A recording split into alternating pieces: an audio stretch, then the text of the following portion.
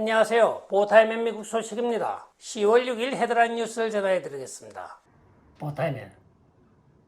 오늘의 첫 번째 소식을 전해드리겠습니다. 도널드 트럼프 대통령이 최근에 보수 승리가 이어지고 있는 가운데 특히 브라질, 스웨덴, 이태리, 헝가리 등을 예로 들면서 이 세계적인 보수 승리 운동의 원천은 바로 우리가 시행하고 있는 그레이트 무브먼트가 전 세계로 확산되고 있는 것이라고 기자와의 인터뷰에서 밝혔습니다. 또한 그는 이 운동은 간단한 것입니다. 국민들에게 국경을 제공하고 안전한 거리, 범죄 감소, 정상적인 교육, 개인의 존경, 개인 사생활에 대한 존엄, 그리고 국가가 국민에게 해야 될 의무를 다하는 것으로 간단한 일입니다. 복잡하지 않습니다 하고 이야기를 하였습니다. 이에 기자가 그러면 지금 글로벌리즘에 대항하여 일고 있는 이 그레이트 무브먼트가 2016년 대선에서 일어났던 것과 같이 전 세계적으로 일어나고 있는 새로운 운동입니까? 하고 이야기를 하니 도널드 트럼프 대통령은 네, 그렇습니다. 이것은 글로벌리즘에 대항하는 시민들의 새로운 혁명입니다 하고 이야기를 하고 있습니다. 오늘 도널드 트럼프 대통령이 기자와의 회견 내용은 바로 우리 모두가 염원하는 바이기도 합니다.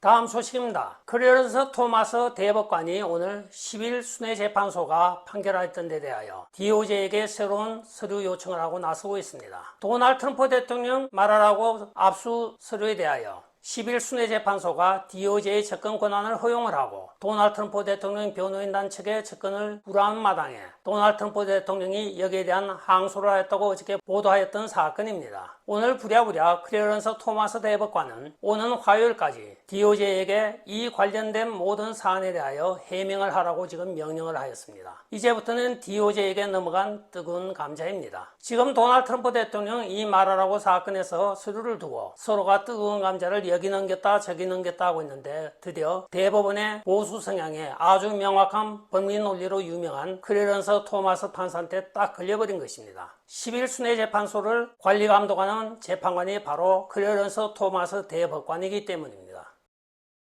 다음 소식입니다. 지난 8월에 조 바이든은 주먹 외교를 하면서 사우디를 방문하였습니다. 살만 왕자의 대담에서 조 바이든은 사우디에 석유 증산을 요청하였으나 오늘 충격적인 비보가 바로 백악관에 직접 날아오고 있습니다. 사우디를 주축하는 오펙이 1일 200만 석유 생산 감소를 발표한 것입니다. 따라서 조 바이든이 설레발을 치며 중동까지 날아간 모든 외교는 허사가 된 것입니다. 이는 최근에 미국이 전 세계 유가에 대한 레버리지를 이름으로써 유가가 치솟고 있는 가운데서 발생한 사건으로 지금 배럴당 88불을 돌파하고 있습니다. 또한 미국 내 웬만한 도시에서 원개로당 휘발유 값은 7불을 넘어서고 있는 가운데 조 바이든 행정부는 지금도 화석연료 퇴출 타령만 하고 앉아 있습니다. 실제로 미국이 에너지 자원국이며 또한 잉여 에너지를 수출할 수 있는 수출 가능국이었던 미국을 조 바이든이 집권하자 2년 만에 완전히 에너지 의존국으로 바꿔버린 것입니다. 또한 인프라가 많이 파괴되어 이제는 석유를 생산할 방법도 없다고 합니다. 결과적으로는 중동에 질질 끌려갈 수밖에 없는 조 바이든 행정부. 과연 무엇을 위하여 그들이 존재하는 정부인지 국민들 모두가 지금 분노하고 있습니다.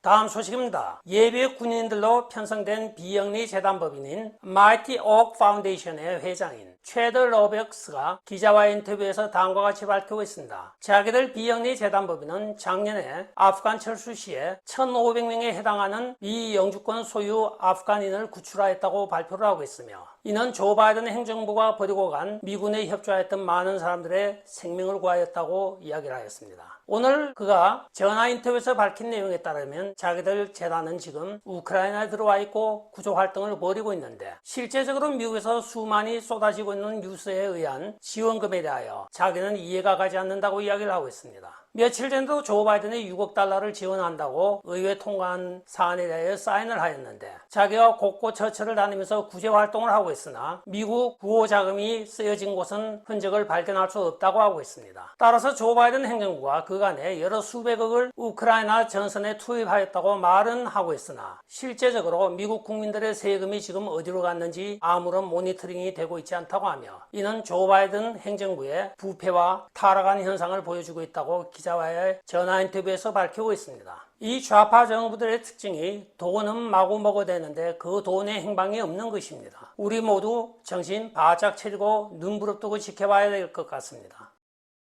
다음 소식입니다. 조 바이든 고향인 델러웨어의 윌밍턴과 그의 별장에 대하여 방문자 기록을 국민의 알 권리를 통하여 뉴욕 포스트지가 요구하였습니다. 그러나 오늘 황당하게도 그 비밀 경찰국에서는 다음과 같은 답변으로 그 요청을 기각하였습니다. 자기들이 어디서도 그 기록을 찾을 수가 없으며 귀하가 신청한 것을 또한 기록 보관소에도 요청하였으나 기록이 없다고 합니다 하고 기각을 한 것입니다. 참 황당한 사건이 벌어진 것입니다. 미국 대통령 임시관저, 왜냐하면 조 바이든의 임기 후에 25% 즉 4분의 1 이상을 자기 고향 집에서 보냈기 때문에 그게 방문 기록은 필히 기재가 되어 있어야 됩니다. 그러나 어느 곳도 그 방문 기록을 갖고 있다는 데가 없다고 오늘 뉴욕 포스트가 보도를 하고 있는 것입니다. 이에 대하여 뉴욕 포스트는 즉시 정식적인 법적 절차를 통하여 조 바이든 자택에 대한 방문객들 리스트를 법원에 요청할 계획이라고 오늘 발표를 하고 있습니다. 뉴욕 포스트가 여기에 관점을 두고 있는 것은 다른 사건이 아닙니다. 조 바이든의 부통령 시절에 실제로 그가 에어포스2 부통령 전용 비행기를 자기 아들의 개인 사용으로 몇 번이나 허가해서 내어준 바가 있기 때문입니다. 공사를 구분 못하는 조 바이든 습관은 옛날부터 자행되어 왔던 만행의 하나이기도 합니다. 따라서 뉴욕 포스트가 이번에 제대로 열받아서 제대로 소송을 진행하는 것 같습니다. 지난번에는 구두로 요청하였으나 이번에는 제대로 걸고 있는 것 같습니다. 역시 미디어는 끈질기고 끝까지 추적하는 이런 맛이 있어야 미디어이지요.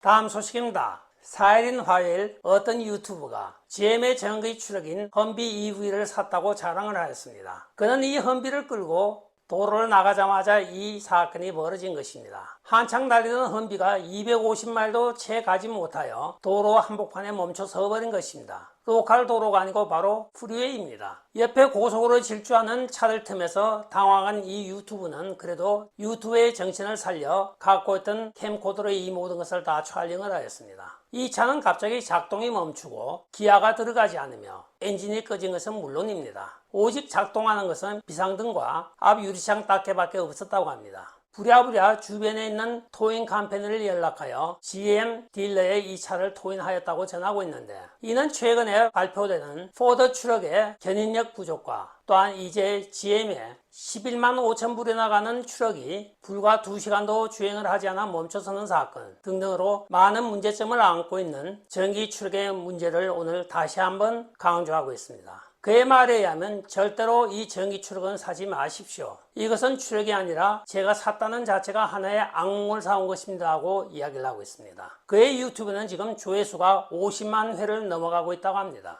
또한 그가 첨언하기로 자기가 최근에 받은 보고에 따르면 전기 추럭은 일반 주행에서만 오작동이 나는 것이 아니고 세차장에 더욱더 많은 문제가 제기된다고 이야기를 하고 있습니다. 어떤 전기 배선에 누전이 있을 경우에는 세차를 끝나고 나오면 차가 아예 못 쓰게 된다는 보고까지 받았다고 전하고 있습니다.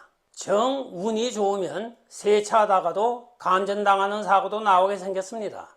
오늘의 마지막 소식을 전해드리겠습니다. 워싱턴 DC 부시장인 크리스 겔다트가 골드짐 앞마당에서 그게 개인 트레이너와 말다툼을 하다가 주먹질을 하여 지금 폭행 및 구타 혐의로 기소를 당하였습니다. 아직까지 그는 구체적으로 이유는 밝히지 않고 있으나 이 골드짐 매니저의 말에 따르면 이 부시장의 행포는 워싱턴 전역에서 악명이 높다고 합니다. 자기의 덩치를 이용하여 많은 개인 트레이너들을 폭행과 구타하는 사건이 한두 건이 아니라고 합니다. 이것이 지금 지역사회에서 논란이 일자 부랴부랴 뮤렐 바우저 시장은 이 사건이 수사가 끝날 때까지 부시장을 휴직을 시켰다고 오늘 발표를 하고 있습니다. 시민대표로 뽑아놓은 부시장이 일반 시민을 상대로 주먹질을 휘두르다니요. 공직에 대한 기본 사명이 잘못된 것 같습니다. 끝까지 시청해 주셔서 감사합니다. 좋아요, 구독, 알림 그리고 공유 부탁드리고 댓글 많이 부탁드리겠습니다. 안녕히 계시오. 바이.